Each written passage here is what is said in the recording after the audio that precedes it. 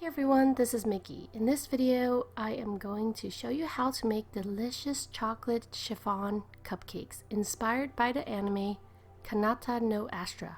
If you haven't seen that anime before, I definitely recommend you to check it out because it's a really cool anime about high school kids lost in space. So to make these delicious cupcakes, I added the wet ingredients in a mixing bowl first, excluding the egg whites. I mixed everything well until it is nicely incorporated.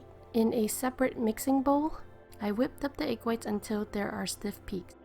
Then I folded it into the wet ingredients and mixed everything well together.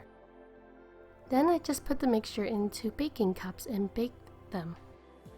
I always like to use the Babycakes cupcake maker because it cuts down half the time. So anyways, once the cupcakes are done baking, I let them cool completely before decorating the top with buttercream frosting.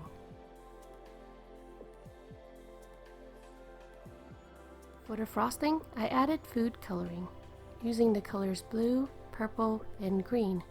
The purple didn't really show in this cupcake, but it's okay.